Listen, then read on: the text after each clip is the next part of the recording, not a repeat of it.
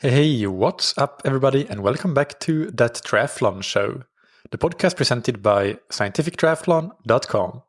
I'm your host, Michael, and this episode is TTS First Day number 5. Today's topic is home-based strength training for triathletes, and we'll get right into that after thanking our sponsors. First, we have Precision Hydration that create electrolyte products that you can match to your individual sweat sodium concentration level. Precision Hydration is trusted by a great triathletes such as Sarah Crowley, Sam Appleton, and Emma Pallant, and also they are an official partner of Team Sunweb on the World Tour of Cycling for their hydration needs. So there's some great credibility there. Not to mention the fact that Precision Hydration also works in team sports like football and American football in the NFL.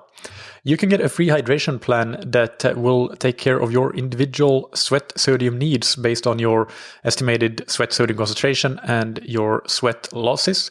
Just click the free hydration plan button in the menu on precisionhydration.com, answer the questions. I believe there's 10 of them in multiple choice format. And then you get that free hydration plan. And whatever electrolyte products you use, you can use that plan. Of course, I highly recommend Precision Hydration's products. They're absolutely amazing in terms of being able to match very specifically to how much sodium you lose, but also they taste great and you have multiple choices for the delivery, whether you choose the tablets or the sachets or even the blister packed pills. You can get 15% off your order of Precision Hydration with the promo code THATTRIATHLONSHOW15. And thank you to Roka that you can find on roka.com. I want to do a product highlight today for the R1 swim goggles. The R1 swim goggles are, as all of Roka's products, engineered to help you find faster and maximize your performance in the water, in the triathlon swim, or in open water swimming in general. The R1 goggles have Roka's trademarked rapid sight technology, which consists of an 11-degree retroscopic lens angle that opens up the forward field of view that makes it easier to sight with less lifting of your head and therefore less loss of momentum and speed in the water. They have premium coating of different formats, including anti-fog coating, anti-scratch coating, and a hydrophobic coating to reduce surface tension for optimal hydrodynamics. And in terms of lenses, they have the same top quality optics for all of their tints, but you can actually choose between 10 different lens tints, allowing you to choose the perfect one for the conditions you'll be using the goggles in, or just do like I did and get a few different ones. So you can decide on race morning what's going to be the best one. You can get 20% off any Roka products, including the R1 goggles or anything else, with the promo code that you can get on roka.com/TTS. Just one final question before going into the main topic for today. If you are enjoying the podcast, it helps a ton if you can rate and review on whatever podcast platform you're listening to. It helps other listeners find the podcast, and helping new listeners finding the podcast helps keep it going, helps keep it sustainable. So it is all very important.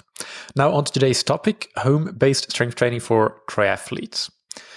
So let's briefly discuss first what are the objectives and the importance of strength training for triathletes, and this applies to endurance athletes in general, I would say, at least in terms of running and cycling. First of all, injury prevention is a big one. With strength training, we want to make sure that the muscles we need for movement in the 3 different sports or 3 different disciplines actually have the strength to go through all that repetitive movement we put them through.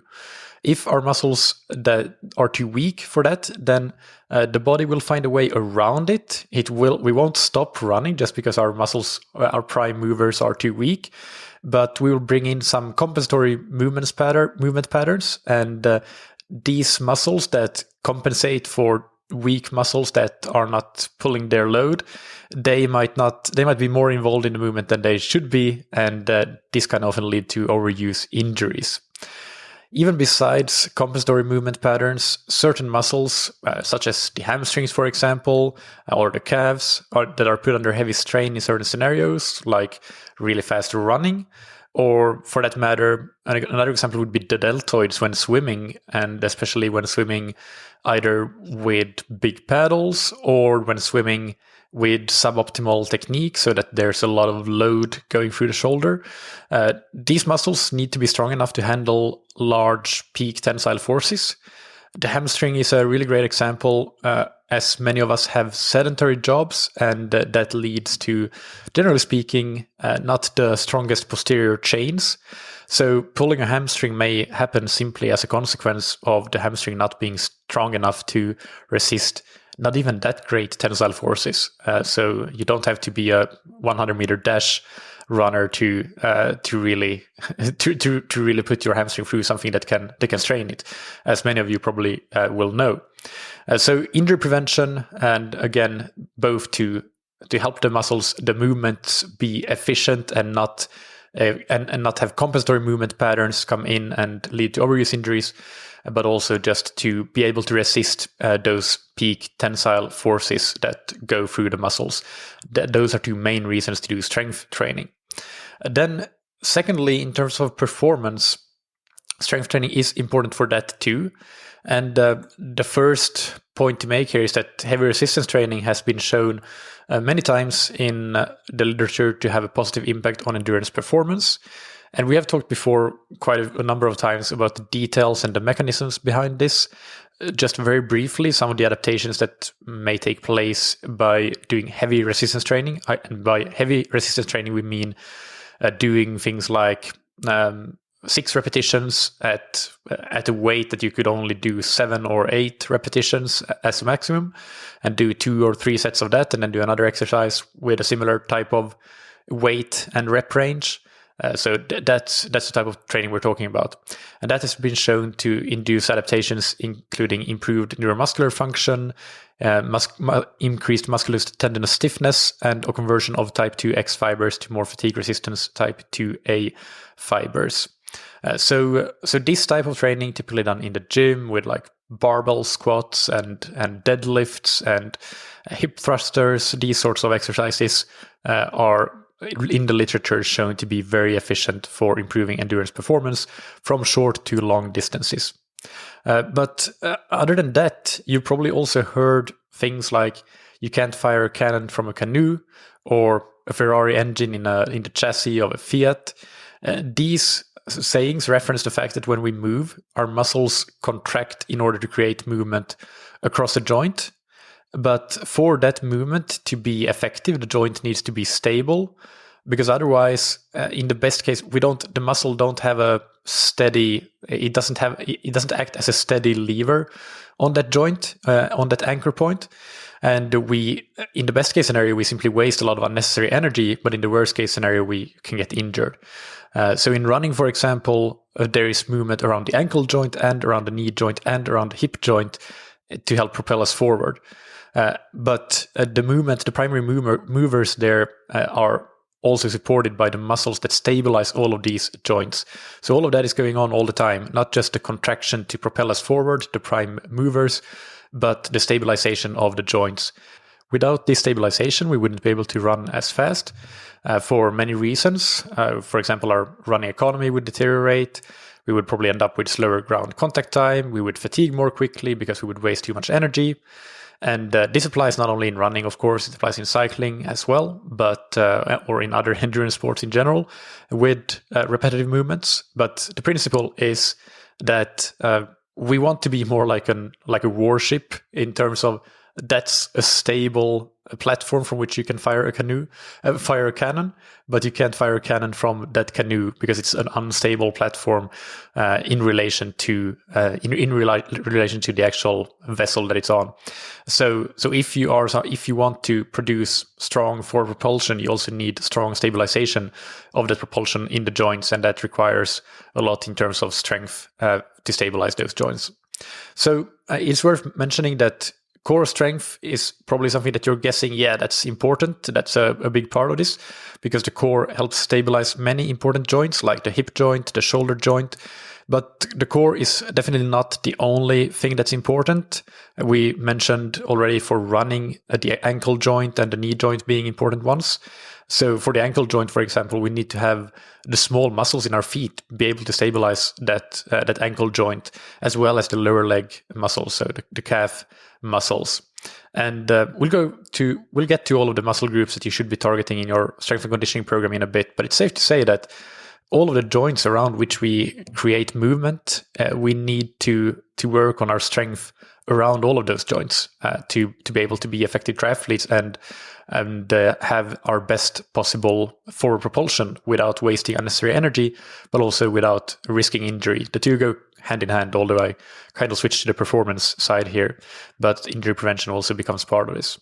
Now let's talk a little bit about equipment for home-based strength training. And I think I have mentioned this before in the last interview we did on strength training with Dave Cripps, but I want to do it again for this episode, of course. It's really only in the last year, due to the pandemic, that I've really tried to sort of think carefully about and optimizing what a good set of home-based strength and conditioning equipment looks like. And what I come up with is the following list in no particular order. I consider all of these elements super important and useful. And it's all in total, it's a very affordable and available set of equipment in terms of size as well, because a lot of you might be living in apartments, so not having a lot of space like I do, living in an apartment that is not having a lot of space. So it's important to think about those practical aspects as well, I feel, and these set pieces of equipment you can have in that sort of environment as well. So first up, stability ball. This is a great tool to have for exercises targeting the core, glutes, hips, hamstrings, and more. The size, I think, should be a relatively big one. 65 or 75 centimeters are common standard sizes that I would recommend. And the cost for a stability ball is probably around 15 to 20 euros. Some great example exercises would be hamstring curls or glute bridges or rollouts, so plank rollouts, just to give you an idea. Then next up, adjustable kettlebell. I know I've raved about this before a couple of times. I'm a big fan. This allows you to do sort of semi-heavy resistance training. It's not that you can do the exact same that you could do with a barbell and a squat rack and a ton of weights. That's not what I'm saying, but you can definitely load the weight significantly more than you can with most other solutions, even including things like big water bottles or other homemade solutions. An adjustable kettlebell, for those that haven't heard it before, is basically a big kettlebell that, instead of being one solid body, has plates that you can add or remove, so you can adjust the weight. So for example, the one I have is anywhere from 10 to 40 pounds. It's in imperial weights, and it has 6 plates, so I can remove 5 pounds from the normal 40-pound weight with each plate that I remove. So for some exercises, I obviously want it to be at the lowest, and for some, I want it to be at the highest. So it really runs the whole spectrum there, and it's like getting a set of 6 kettlebells or 7 kettlebells in one. The price of this is a bit more expensive for sure. It's generally around a bit more than 100 euros. I think I paid 150 and 120 euros for it. But when you consider that you're getting that number of kettlebells in one package, and usually you might be paying for bigger kettlebells, certainly 40 or 50 euros just for one 16 or 20 kilo kettlebell, you're getting a fantastic deal by buying an adjustable kettlebell, and you're getting so many sizes that you wouldn't get unless you buy actually 6 or 7 in a set. So and plus important to consider as well, how much value does it give your strength training? And I've found over the last year since using this that it gives me immense value to my strength training. It's an indispensable tool, really. It will last forever as well, so it's a fantastic investment. It's great for a number of exercises. For example, you can do squats, you can do deadlifts, but you can also do things like when you remove some plates, you can do Turkish get-ups, or you can do offloaded lunges, you can do dead bugs. There's a ton of things you can do with it. And even one thing that I found is particularly useful is I can use it to do Nordic hamstring curls unassisted, because it forms an anchor for where I put my legs. And the heavy weight of the fully loaded kettlebell means that I can actually do Nordic hamstring curls with that, and with elastic or with resistance band that we'll get to in a moment. Next, we have a door anchor. And if you don't know what that is a very strong band with a loop on one end of it where you can anchor your resistance bands or stretch cords, maybe stretch cords for a Senate swim trainer if you have that, or whatever you want to anchor. Then the other end is thickened, so that in the middle there's a thinner part of the band that fits between the door and the door frame when the door is closed, but the thicker part does not. So you basically thread that band through the door, between the door and door frame, and you close the door, and then it stays there in place.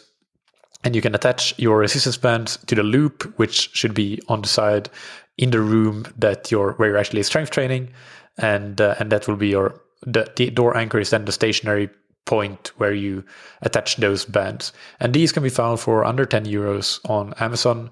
Great for a number of exercises, again, like for example Nordic hamstring curls that I just mentioned. I do them with resistance bands for helping me do the eccentric part slowly but then raising myself back up. It can be used for hip flexor strengthening, so just a knee drive, resisted knee drive, when you place the resistance bands and the door anchor on kind of floor level. And it can be used for a Pallof press, for example, so a rotational core exercise. Again, a number of different exercises that can be used with the door anchor, and of course you need the resistance bands as well. So that is the next part. The next point on the list is the resistance bands or power bands, and these are pretty strong and large loops that you've probably seen at the gym. They come in different strengths that are marked by color usually, and getting 2 or 3 low, medium, and high resistance potentially might be a good idea, so you can adjust which one you use based on what exercise you're doing. But you can get by having just one. That is actually what I have at the moment, although I'm probably going to get a couple more soon. But the cost is very affordable. These are around 10 euros again, I think. But then you also have mini bands that I think are good, and these are again looped bands, but they are small and they are rubber, but you also find them in fabric. And I've heard that the fabric bands are better and more comfortable, which makes sense to me. I've only used the rubber bands, and it's true that sometimes they get a bit uncomfortable, but it's definitely not a biggie. So whichever ones you get, it's fine. These looped small bands, mini bands, you put around your knees or around your ankles for certain exercises like clamshells or crab walks are example exercises. So it's the same concept as the resistance bands that I described before, but much smaller in size and in resistance. So it's just a different use case in terms of which exercises they are used for. But again, they are very affordable. You can get a 3-pack of the 3 different sizes or resistance levels for probably under 10 euros. And I will link to an article in the episode description that describes the difference between power bands and mini bands in a bit more detail and shows pictures of them just in case you're not quite sure what the difference is here. So you can see for yourself what each looks like and what I mean when I'm describing these. So just to repeat that list, it's got 5 items on it: stability ball, adjustable kettlebell, door anchor, power bands, and mini bands. And you can do amazing strength training with just these 5 tools. That's not to say that you shouldn't get other tools if you want to and feel that they add something to your strength training. I definitely do have some other tools as well, but I don't see them as essential. This list of 5, that's the essential list in my opinion. Now let's talk a bit about structuring your home-based strength training. Generally speaking, with home-based strength training, you have a bit more flexibility than you have with a regular gym routine. And that is, I'm assuming here that you're doing heavy resistance training in the gym. So working with exercises like squats and deadlifts and stuff and lifting fairly heavy. In that case, you would probably do something fairly standard for your workouts, like have a warm-up and then maybe some bodyweight exercises or mobilization and activation. Then get into your lifts, starting each lift with a warm-up set. We're not power lifters or Olympic lifters, so we don't need 5 or 10 warm-up sets or even 2. We can keep things simple. But still, if you are doing things like heavy squats or heavy deadlifts, then you do need at least that one warm-up set, and you do need some warm-up before getting into those lifts as well, or it's very beneficial to do that at the very least. So, and the difference here is that when you're doing home-based strength training, even if you are using your adjustable kettlebell at the heaviest weight or just a generally heavy kettlebell and doing something like goblet squats, you may be using 20 kilos or 24 kilos, so in the 40 to 50 pound range. And that is very different than what you might do if you're doing a barbell squat in the gym, where you might be lifting 3 or 4 times that weight.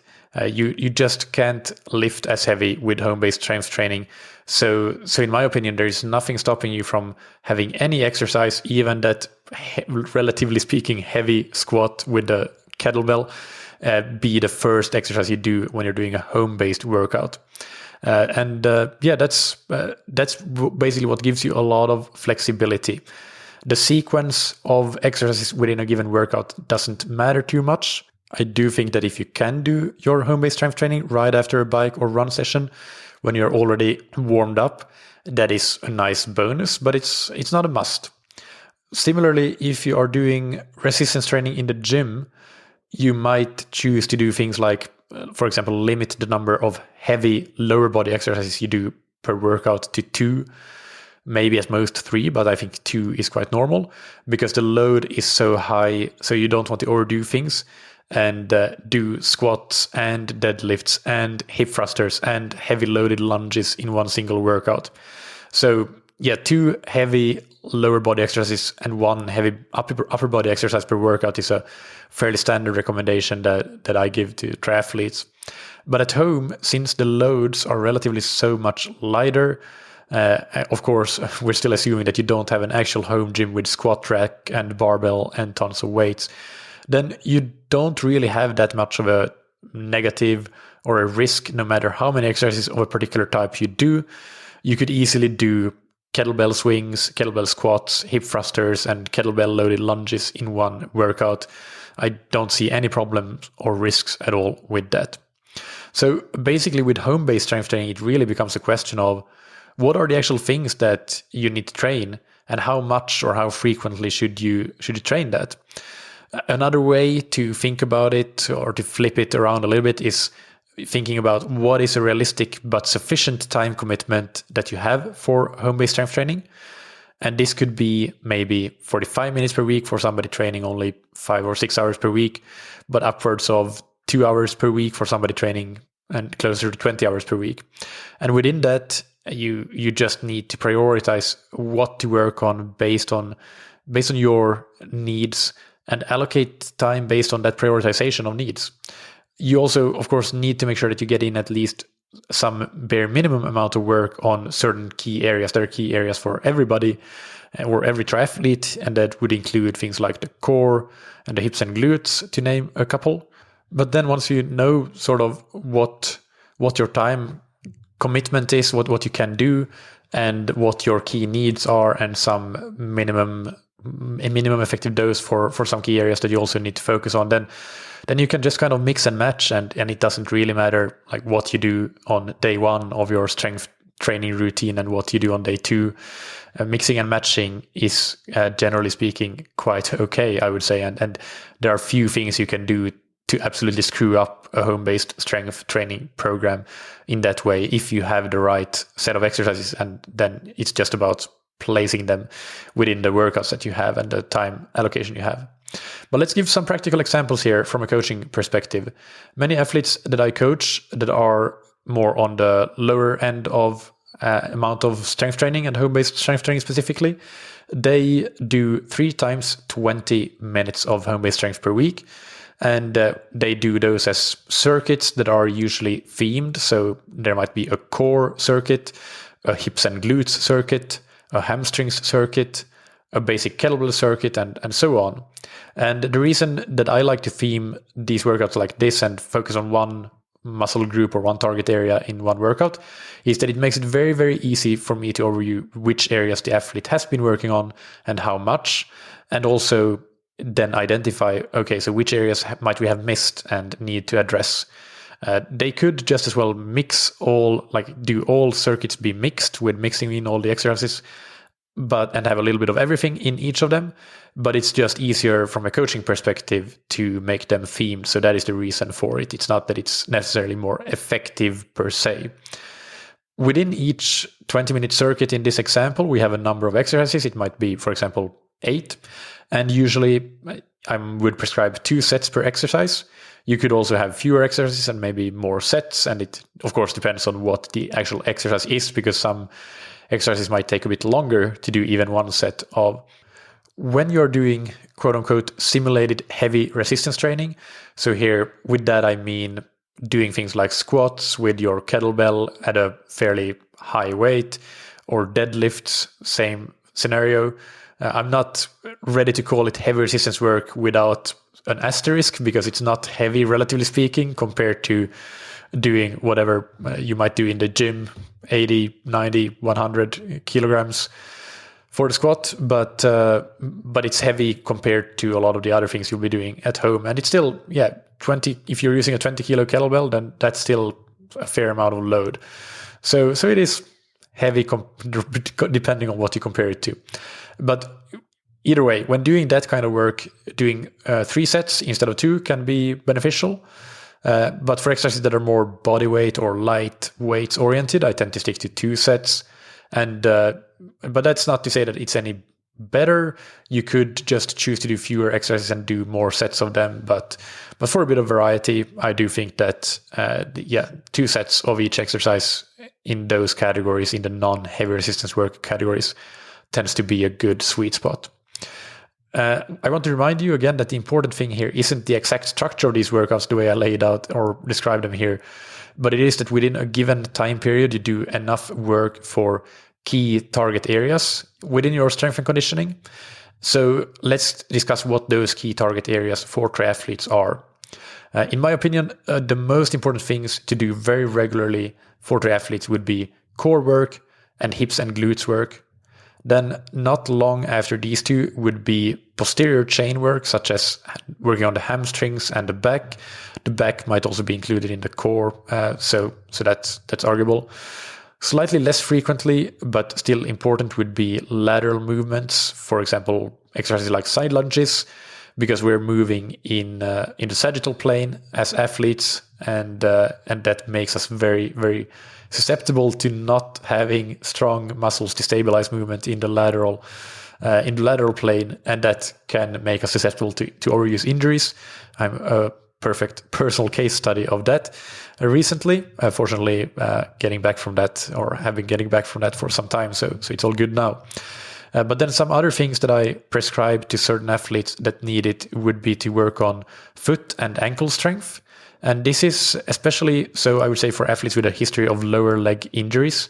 So like shin splints, or even stress fractures, or even metatarsal pain, things like that. Then let me see here. Shoulders and thoracic spine mobility is another thing that can be important for some athletes that are maybe less mobile, and older athletes might benefit from that. Also, athletes with a history of shoulder injuries from swimming would definitely benefit from that. And then how do we mix it up and prioritize within these different target areas? Let's take an athlete that does 4 weeks of training, and each week they do 3 times 20 minutes of these different circuits. Then, given the relative prioritization that I give these different types of works, generally speaking, but then adapting to each individual athlete, of the 12 home-based strength workouts that they will do in this 4-week period, they may do, for example, 4 circuits targeting the core, 3 circuits targeting the hips and glutes, 2 circuits targeting the hamstrings, 2 circuits targeting lateral movements, and 1 circuit targeting feet and ankles. And within each of those workouts, there may be a mix of more bodyweight or lighter resistance work, and also some heavier resistance work with the kettlebell. For athletes limited to 1 hour per week of home-based strength training, I tend to mostly prescribe these circuit type workouts, which maybe have an exercise here and there with the heavy resistance stuff, but there's definitely not that much focus on it. Although the kettlebell is still used, but it's not used in the same way that we typically do heavy resistance stuff. Think 8 squats or 6 squats at a very heavy load, and then rest for 2 minutes and then do it again.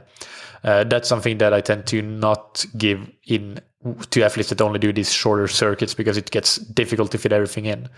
But for athletes that have a bit more time to allocate to their home-based strength, and if we deem it beneficial to focus a bit on that heavier resistance work, then 1 or 2 of their weekly strength sessions can be extended a bit to maybe 30 minutes, even 40 minutes, and still include some of that regular work that I just described, but also a main set where we really do focus on that heavy resistance work. And that could be, for example, to do goblet squats with a heavy loaded kettlebell and do 3 sets of 8 repetitions with a powerful explosive movement in the concentric phase of the squat. And then the second exercise could be a simple kettlebell deadlift, and again maybe 6 or 8 reps, the same sort of thing, a powerful explosion in the concentric part of the movement. Plyometrics is another type of work that can be done as home-based strength, and that I do give to some athletes, either as a short circuit, typically that I would prefer or recommend doing after a run, or as part of an existing other strength workout, for example, after the heavy resistance part of a workout that includes that. But I don't give plyometrics to everybody because I just don't think it's as high a priority as some of the other things, because plyometrics really is more of an icing on the cake in that it won't make your canoe into a warship. It won't make your chassis stronger. It can definitely help improve your running performance and running economy, but it does also have a bit of an injury risk element to it. So you need to be very careful with it.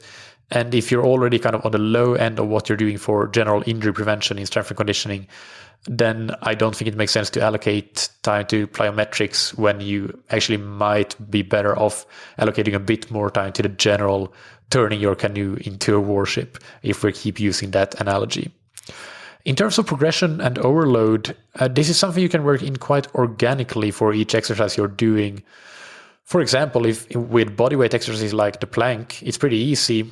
I think that you don't need to have very strict prescriptions of like you should do a plank for 30 seconds or 1 minute. Maybe have more of a range, a 30 to 90 second plank, and then maybe the athlete starts with 30 seconds and that's all good. But then as they get stronger, they can extend that and go all the way out to 90 seconds or even beyond if they feel like it, although that might not be. Typically, I would give a lower and a high end of the range for those sorts of exercises. But yeah, and then you as an athlete simply decide for that exercise that, okay, last week I did 30 seconds. I'm going to try to do 40 seconds this week. And in some more heavier resistance work, like the goblet squats mentioned, where you might be doing 8 repetitions, maybe last week or the first week you start, you go a bit on the lighter side and you choose to go with 10 kilos or 12 kilos. But then you find that it goes fine and you don't have any delayed onset muscle soreness after, then maybe the following week you increase to 14 or 16 kilos. So you can just basically you need to just remember what you did last week, or log that is probably better than just relying on remembering. And then as you go along, if you deem it appropriate, progress. But I don't think that it's not as specific or mathematical even as heavy resistance training in the gym, because the tonnage we lift is very low when all we have to work with is a kettlebell that is at its highest 20 or 24 kilos. So in that sense, the progressive overload is a bit lighter and less emphasized, and it's something that can be done more as an organic thing, specific to each exercise based on what the athlete feels like, in my opinion.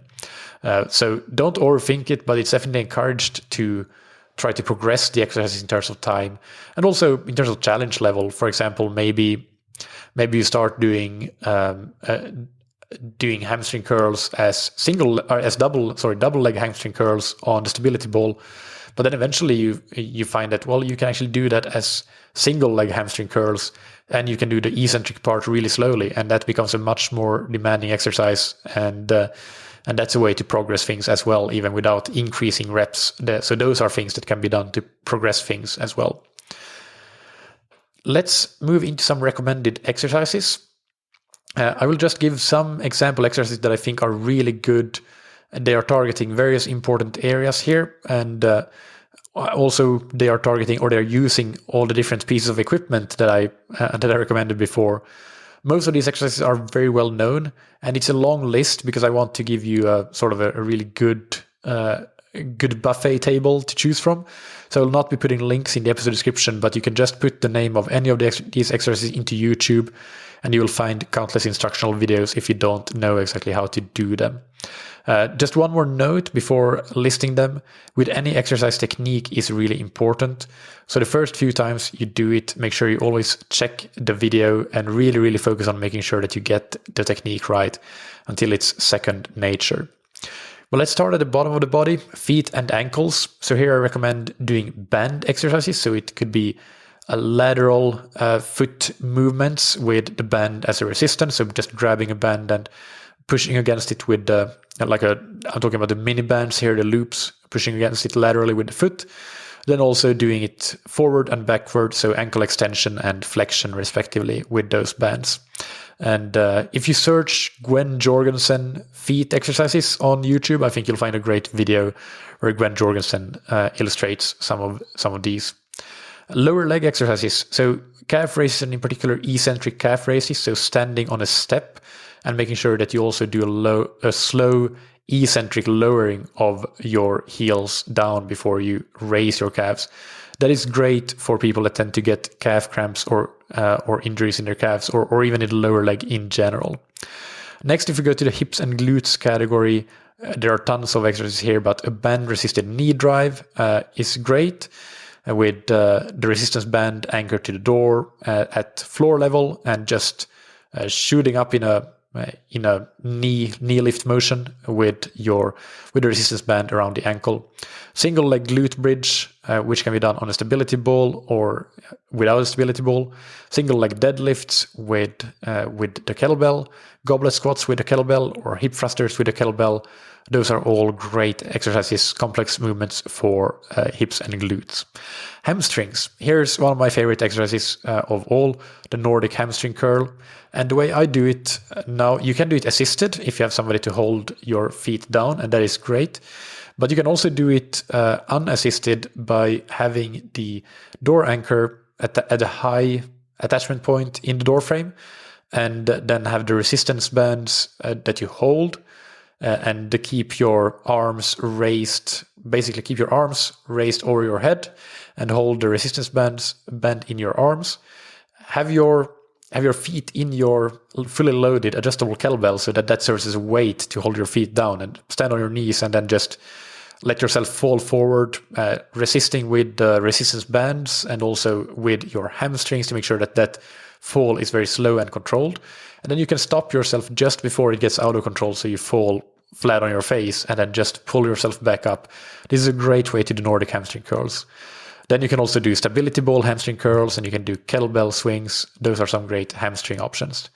Lateral exercises, lateral lunges with or without a kettlebell. A side plank with leg raise is a great exercise as well to work on that abductor as well. And then on the other side of that, we have the adductor. So an adductor side plank. So keeping your right arm on the ground and being in a side plank position with that right arm, but then having your left leg on an elevated platform like a chair or a sofa, and being straight through your body and keeping the right leg, so the leg that is lower compared to the floor, and keep that in the air. So you're basically just holding yourself up with that one leg and really targeting that adductor, the adductor. In terms of the core, again, there's a million exercises we could list here, but a stability ball back extension is great. So doing a back extension over the stability ball. A stability ball rollout, plank rollout essentially, is great as well. Different plank variations, both static and dynamic. A Pallof press is a great sort of anti-rotation core exercise, which is using the door anchor and the resistance bands again, and it's a bit like a cable machine simulation. And you can YouTube that if you don't know what a Pallof press is, but great exercise for the core. Offloaded lunges, so holding the kettlebell in one hand and doing a lunge step forward with the other leg, and then changing, of course, is a great exercise to work on that anti-lateral flexion. And then finally, the category of quote-unquote heavy resistance kettlebell exercises, we can do things like split squats, general goblet squats, squat jumps, hip thrusters, kettlebell deadlifts, and kettlebell rows. The rows are great. I didn't mention them before, but they're great to work on the lats. So for swimming, kettlebell rows is a great exercise. Now let's talk about how home-based strength workouts fit into your overall triathlon program. I think we actually already talked quite a bit about this, so I'll try to not get too long-winded here, but let's summarize with some principles. And the first one is that a little can go a long way. At least if you're just looking to do the bare minimum to not get injured and not be a very rickety canoe, then I think that a little goes a long way. And frequency beats duration of workouts, especially when you're on a more minimalistic program. 3 times 20 minutes is I think is a good amount for many triathletes. If your swim, bike, and run volume starts to exceed 10 to 12 hours or so, then you might need a bit more, perhaps getting towards 1.5 hours of strength training. And if you get to 20 hours, then I think you should be getting close to 2 hours of strength conditioning, just as some rules of thumb for the minimum amount. However, that's not to say that you cannot get additional benefits by doing more than the minimum.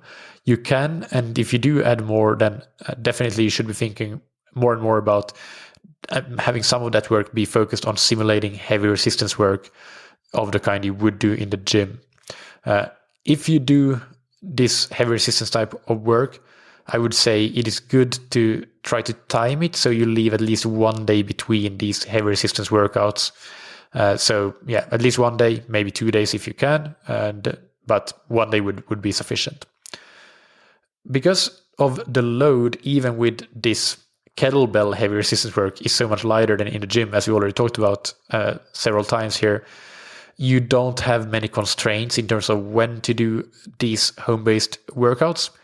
If you can, I always prefer spreading them out fairly evenly through the week, but it isn't an absolute must. You have flexibility because you're much less likely to be sore from home-based strength training than from gym work, just again because of that smaller amount of load. When doing heavy resistance work in the gym, I also typically recommend doing your endurance training before the gym work. So for example, doing endurance training in the morning and resistance training in the afternoon or evening. But with home-based strength training, I don't think this is very important because generally home-based strength training won't fatigue you or make you sore to the point of reducing the quality of endurance training the way that gym-based strength training might. However, you should adjust this to your individual circumstances. And if you do find that your endurance training isn't of the same quality if you have done home-based strength training earlier in the same day, then I would switch things around and adapt accordingly because you don't want it to cut into the quality of your endurance workouts. I do want to add to this that if you have done very little strength training, generally speaking, then of course you can get sore from almost anything and from very little.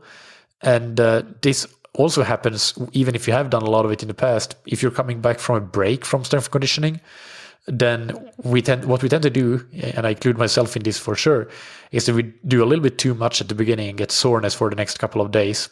And I mean, that's fine and all, it's not the end of the world, but then make sure the next time that you reduce the load quite a bit until you find a point where you no longer get severe soreness after that strength work.